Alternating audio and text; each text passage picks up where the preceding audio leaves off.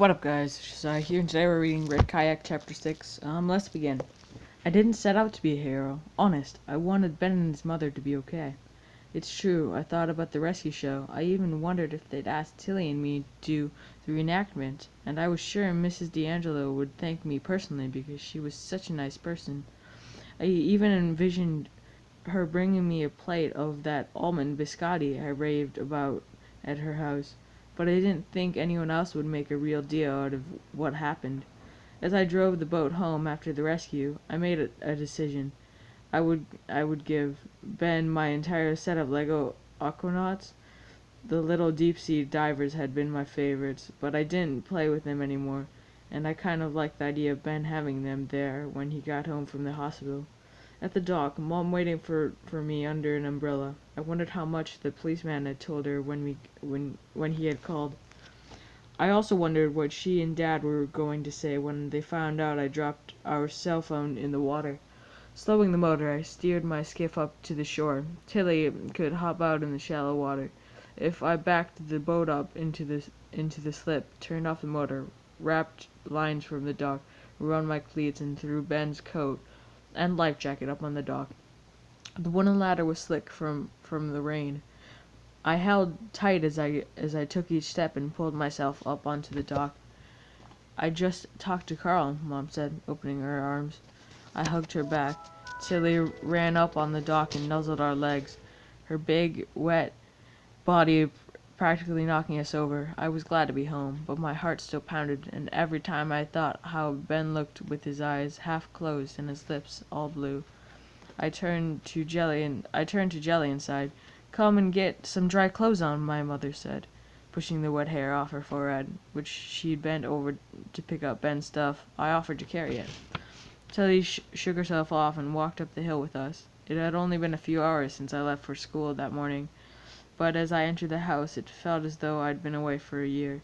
The smallest thing seemed so welcoming. The vase Mom had made in her pottery class, filled with dried cattails, the small mahogany table with the picture of me from 6th grade, the way Dad's dirt-caked work boots rested on a piece of newspaper inside the door. I put Ben's things on the floor and wiped Tilly off with an old bath towel we kept in a basket inside the front door. Then I took off my wet shoes and went down the hall to my room. When I opened the door, a bubbling underwear sound filled my ears. It was only the fish tank screensaver I'd left on the computer.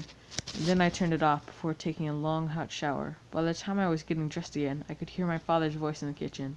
Mom had a cup of hot chocolate waiting for me and pulled out a chair. "Good job, Brady," Dad said, shaking my hand, then pulling me over for a big hug. He was wet to the bone, but I didn't care. "Some morning, wasn't it?" "Unbelievable," I said. "Where were you?" "Most of us went down the river, Queentown, thinking the current pulled the kayak that way. We figured they all end up in the bay, probably down toward the bridge somewhere. You know, it was Tilly who made me look toward that little place off the river," I told Dad. "I'm not sure I would have gone in there and seen Ben if Tilly hadn't barked up a storm." "Good girl!" Dad clapped his hands softly. Tilly rushed to him for a vigorous scratch behind the ears. "I forgot about that place," I told Dad. "You know where I'm talking about, JT Digger and I used to go swimming and fishing there. Swimming too sometimes."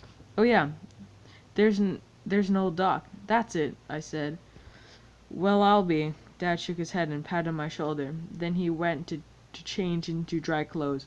Afterwards, we sat at the kitchen table for a long time, talking about everything, so Mom heard the whole story a couple of times. She made us thick turkey sandwiches, then cut up an apple and sliced some cheese. Both Dad and I were starved for lunch. It felt so great to have done what I did and have both my parents so proud of me. They didn't even care about the cell phone I lost. Dad dismissed it with a wave of his hand. "We can get another one of those. Easy." Before we even finished eating, though, the telephone started ringing. Word had gotten around. The first call was from Carl, who had just driven the ambulance back to the station. My father talked to him briefly, then handed me the phone. "You okay?" Carl said. "Fine," I said. "How's Ben?" They airdrifted him over to the children's hospital down in D.C., Carl said. "Did his mother go too?" "No, but his father was there. He went," Carl said. They took the mother down to Easton, but I think she's okay. Brady, she's okay, Brady. She was able to talk a little after they got her warmed up at the hospital. Did she tell you what happened? I still don't know how they lost the kayak. She says it was getting windy and rough. She tried to take it ashore. Some little cove somewhere, she said. She was almost ashore, but couldn't quite make it, because the kayak was so full of water. All of a sudden, she said, it was gone. She said she managed to hook Ben to a piece of piling before she got pulled out with the current. How long were they in the water? I asked. She's not sure. Did she say why, Carl? Why'd they go out there on such a bad day? Ben wanted a ride before they went away for a couple of days. She said she loved that kayak and begged for one little ride before they left. While he was talking, I tried to picture in my mind what had happened and felt all over again how scared they must have been. I just wanted to tell you what a super job you did, Brady. Everyone's talking about it. Down here at the station, we're real proud of you. I told your dad, I said, let the kid take tomorrow off. He deserves it. Oh, thanks, Carl, but I can't. I've got a social studies exam. Suit yourself, Carl said. You want to ride in the morning? I'll flash my lights for you all the way. Nah, it's okay. I knew tomorrow was Carl's day off. I can take the bus. All right, but you take it easy, you hear? I will. We hung up, and right away the cell phone rang again. This time it was Captain Dressler from the fire department telling me what a superb effort I had made. He said he was going to recommend me for some kind of award. Later, after school's out, the phone rang some more. 2 kids from my class wanted to know if it was true. My Uncle Henry down in Garrison called to say he heard about it at the gas station. Then at 8 o'clock that night, when I woke up taking Tilly outside, a reporter called. I had talked to the reporter once before, but I was 9, and the newspaper did a story on me being one of the youngest kids in Maryland to have a commercial crab license. It was different then, because Mom and Dad were with me, and they did half the talking. This time, Mom asked me first if I wanted to be interviewed. When I shrugged, she handed me the phone and went back to the kitchen. Here, Dad offered. I'll take Tilly outside. I sat down at Dad's chair in the living room and put my feet up on the handstock while the reporter and I talked. You seem like a nice guy. Craig, somebody, he said what I did was pretty amazing, and he wanted to hear the whole story, everything. So I told him, except that I didn't include how we'd seen the red kayak that morning, how we didn't bother to call out a warning. Were you scared? Craig asked me. Of what? Of getting lost out there yourself, or maybe not finding him in time. I sort of snorted. I wasn't afraid of getting lost, 'cause I know the river pretty well, and I was worried that if they were in the water, the cold would get them before any of us could. They tell me you knew the kid. What's his name? Ben? I could hear him tapping on his computer. You took care of Ben a couple of times. I babysat for him once, I said. So you're pretty relieved he survived. Very relieved, I assured him. Are you worried about what might happen to him yet? What do you mean? I asked. Craig, somebody paused. Are you worried that Ben was in the cold water so long he'll have some kind of permanent brain damage or something? Man, I had not even thought of that. Brady, are you there? Yeah, I'm here. I sort of mumbled into the phone. Sure, I'm worried.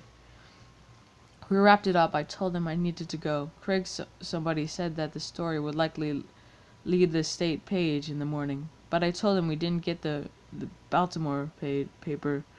When we were finished, I hung up and told my mother that I wanted to study for tomorrow's exam to get to bed early. I also had some Spanish homework.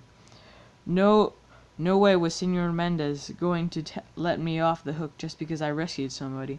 But the truth was, I didn't want to take any more calls. I was talked out. Plus, I couldn't stand the thought that Ben might end up with some kind of brain damage. I took a grocery bag and went to my room, where I closed the door. First thing I did was pull the plastic bag out from my closet and noisily paw through all the Legos, picking out the red and black Aquanauts with the little oxygen tanks on their backs. Then I scooped up 2 of the sharks, a white one and a gray one. Ben would like the sharks, I thought, the way they could open and close their jaws. I put the bag on my desk and sat on the edge of my bed thinking. At the nursing home, where my mother worked, one of the patients had a grandson named Andy who had brain damage. Andy in his wheelchair came to visit a lot because he didn't have much else to do, Sometimes they left Andy there all day to sit in the common room where the residents played bingo or cards. The residents didn't mind if I happened to walk in to see Mom or something. I always went over to Andy and said, "Hey, how's it going?"